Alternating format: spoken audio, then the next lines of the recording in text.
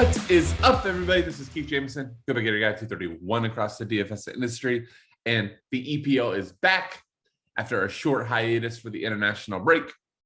And typically we get back to EPL after having some of these international fixtures where we are dealing with minus 1,000 and minus 2,000 favorites, and not necessarily if a team's going to score a goal, but is a team going to score 4 or 5 goals and having to deal with that.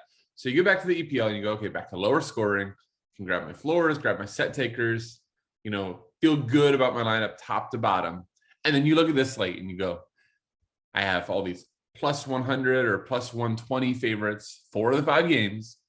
And then we have Manchester City at home versus Burnley as a minus 770 favorite, and actually increasing and becoming a bigger favorite as fully healthy team at home. You just go, all right, back to the same type of fixtures we've been playing, but it should be a fun one. We've got, Manchester City now having Phil Foden as a forward eligible. That'll be fun. He's on the cover of this. We'll be talking about him in a minute. And we have some suspensions and some injuries throughout the rest of the fixtures that are opening up some value. So I do think, while Manchester City slates are by no means the most fun slates to attack, this one should be a good one. So just a quick reminder, like, subscribe, comment. If you're watching this on YouTube on the Mayo Media Network, Pat and the team here, it's unbelievable how much content they put out on a daily basis. There's never a shortage of things for me in the car to listen to or to watch when I'm sitting at home. So make sure you subscribe to that. Subscribe to my channel if you want to see more of our content, more soccer. My partner Alex Hooper has a GPP video going up this morning over there at FSI DFS. So make sure you check that out. And then finally, if you are on podcast feeds, Daily Fantasy Picks and Bets and Mix is the best way to get all this content on the go. All right, let's get into the fixtures. And before doing so, I just want to go over the other fixtures so that we, have a baseline of what we're looking at. So again, Manchester City hosting Burnley at the Etihad, minus 770. We have Norwich and Brighton. Brighton's on the road, slight favorite at plus 110. Southampton hosting Leeds. Southampton is a plus 130 slight favorite at home. We have Leicester hosting Manchester United. Manchester United is a slight road favorite at plus 104. And finally, we have Villa hosting Wolves. Villa is a plus 115 favorite at home. So again, no dominant favorite in the 4. And then you have Manchester City. So when you hear a lot of these names are Manchester City related, you understand why. At the top, Kevin De Bruyne, 10-2. Look, Kevin De Bruyne, if you've played DFS soccer, you probably know by now, when Kevin De Bruyne is on the slate, especially from a cash game and optimal sense, which is really what we're talking about here, you kind of just plug and play Kevin De Bruyne, because when he does not get a goal or an assist, he gets you 10, 12, 14 fantasy points, sometimes 20. He has that good of a floor, even when he's splitting sets with Mahrez or Foden or any of the people that take sets for City. Kevin De Bruyne just always seems to get there. He's only 10-2. Only 10-2, I say, because we've paid the likes of 11,500 for Kevin De Bruyne and not really thought twice. So I think Kevin De Bruyne, just a lot of ways. You just go to the midfield position. You go there, minus 770 favorite. I'm going to need multiple Manchester City pieces. And if I fade Kevin De Bruyne for the likes of a Raheem Sterling or a Jack Grealish, I'm just going to kick myself, in 24 hours when I look in and go, why did I just play the easy play? So play Kevin De Bruyne in cash. You can think about a fade in GPP. I guess that's fine. I probably won't. But 10-2 for Kevin De Bruyne. Yes, for me, lock and load. Phil Foden is on the cover of this video. He's at 9,700. But the big thing is Phil Foden is now forward eligible. Phil Foden, one of the best young talents in all world football. And I'm going to have to drop the young part here soon, right? Still young, 21 years old, but he's just one of the best young talents in football. He's just one of the best talents in world football. Just absolutely dominated Liverpool. Just before the break, he and Mo Salah were the 2 best players on the pitch. Then you go into the international fixtures, and Phil Foden is probably the best player for England. And then you get back here, and Phil Foden is immediately one of the best players for Manchester City. He's just that good. He takes some set pieces, so he and Kevin De Bruyne likely are splitting sets. And then he's been playing like a hybrid, like false number 9. Sometimes he'll drift out to the left. Manchester City just has a very, very fluid formation without when they aren't playing with a central striker, which they're definitely not going to be in this game, as Ferran Torres has already been ruled out. They might slot Raheem Sterling in there, but he's going to drift out wide, drift back in. So Phil Foden is just going to find his pieces. Pep gives his players license to find the places and do what they need to do to, ignite the offense, so to speak. And, Phil Foden is one of the best at doing that at 9,700 to me, especially because he's a forward, just a lock and load. So, I gave you Kevin De Bruyne, Phil Foden. I spent 20,000 of your 50,000 salary. Don't worry. I will show you some ways that how you're going to be able to fill it out. But I think those are the first two clicks in your lineup. Bruno Fernandes, it's a slate with Bruno, so I think you always have to consider him at 9,300. He has been getting set pieces back. So, Mason Greenwood taking some sets kind of seems like it's a thing of the past. He and Luke Shaw most likely will split. Could Mason Greenwood, after the break, all of a sudden get back on them? Sure. But Bruno Fernandes, we have seen, even when he loses set pieces, he's much like Kevin De Bruyne, right? Even if you go, he's splitting them, doesn't have a monopoly. You look down at your scoring. It's the 70th minute or the 80th minute, and you're like, Bruno Fernandes doesn't have a goal or assist, but he's already sitting at 10 points. If he gets a goal or assist, it's going to go, it's going to go into the 20s. So I think at 9,300, it's a decent price for Bruno Fernandes. Leicester here, despite being one of the top teams, Leicester is going to, in my opinion, be very wrong, but I think Leicester is going to want to play this a little bit on the counterattack. That's how Leicester has, over the years, dominated these other top six clubs. And dominate is the wrong word. All right. Stayed competitive and often beat these top six clubs because Leicester knows who they are. They don't try to play in these games, football that's going to get them in trouble. So, you'll accept set pressure. They especially know that Manchester United wants to be the team playing on the counter. So if they accept pressure from Manchester United, who in those situations has struggled to break through, that might give them a chance to counterattack with a guy like Vardy and, really take the game that way. So I think there's going to be opportunities for United to get a lot of floor points. That's why you see Luke Shaw down here too. We'll talk about in a minute. And you don't see any Leicester City players on this sheet because I just think Leicester City is like one of these teams in DFS right now. I can't figure it out. You have Ryan Bertrand taking most of the corners this season, still not doing great DFS wise with the corners, loses them now. It's Jerry Tielemans, James Maddison sitting there, who we know has been a great corner taker over the years. So you just go, at what point is he going to take back over? The reality on a slate like this and other options is maybe you just avoid the entire thing and then GPP buy yourself a ticket to the Jamie Vardy party and go from there. I think Riyad Mahrez at 8,800 is another City player very much in play. As mentioned, Ferran Torres is going to miss this game. Gabriel Jesus was in Brazil for international fixtures.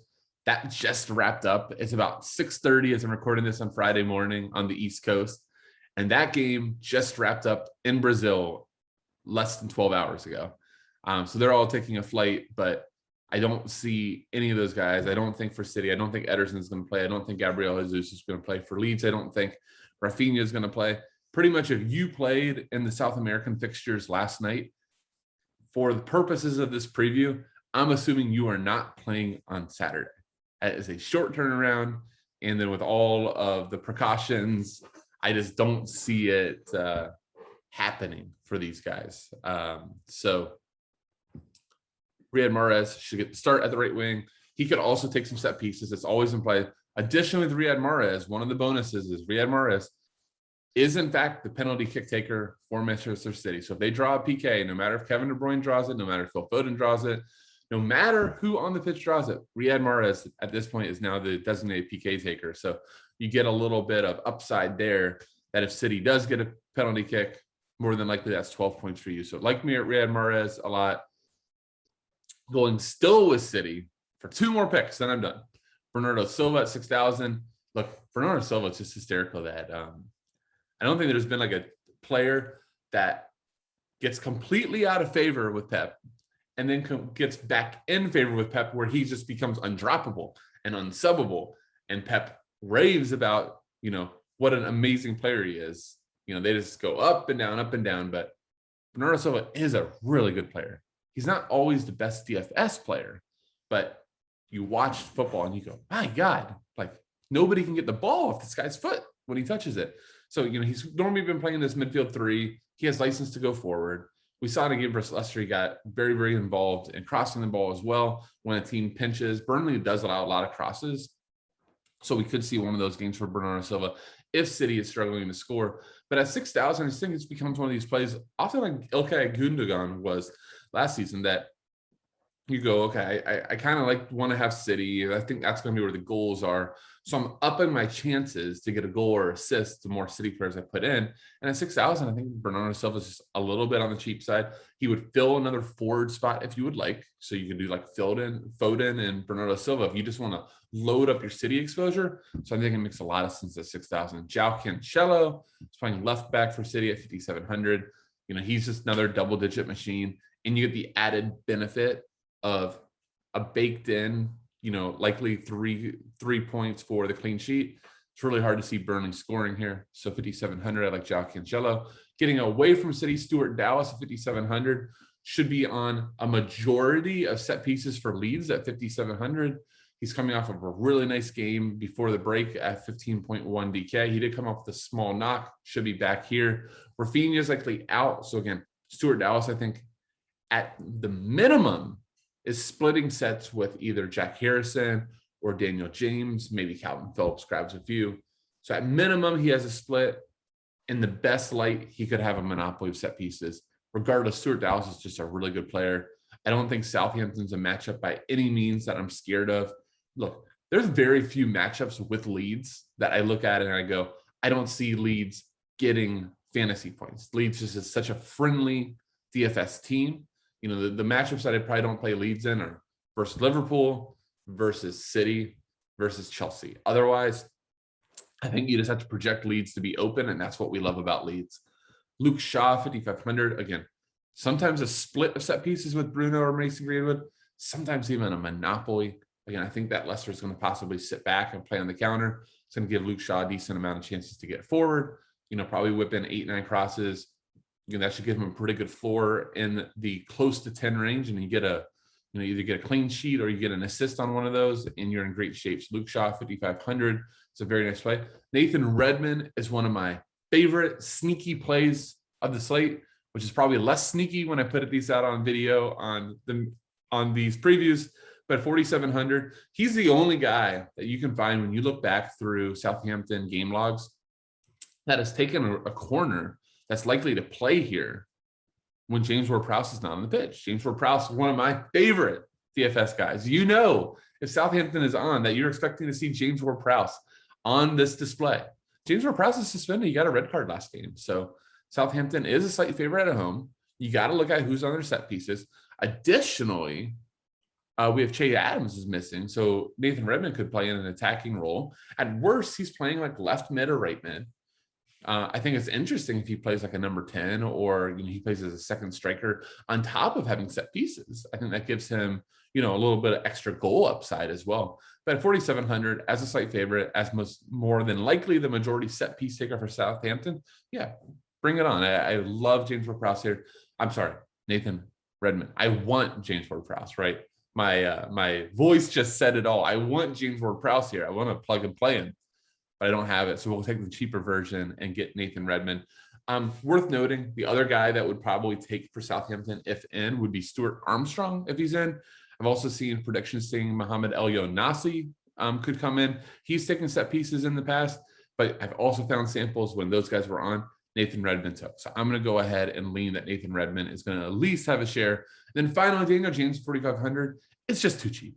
He's finally looked good last game, close to double digits in the last game. He could very easily take with Stuart Dallas. And even if Daniel James does not have any part of set pieces, okay? Daniel James is a good player. Leeds have wanted him for years, back to the Leeds documentary on Netflix, that Leeds love that player. We've seen him be very, very effective at Man United. We've seen him on international break for Wales just absolutely dominate DFS-wise. So 4,500, give me a wide player with talent, with a chance at set pieces. Once again, give it to me because I can use guys like Nathan Redmond. I can use guys like Stuart Dallas. I can use guys like Daniel James, mix them with my City pieces, cross my fingers, and hope the roulette wheel is spinning in my favor. Thank you all once again for watching. Hope that these picks help. Just a reminder, subscribe to the Mayo Media Network. After you do that, jump over to FSI DFS, subscribe to that. You can follow me at GatorGuy231 on Twitter if you have any questions. Are looking once lineups come up. If you just at me on a tweet, get notifications to my phone, we'll be glad to answer anything I can help with. With all that said, thank you once again for watching. This is Keith, aka GatorGuy231.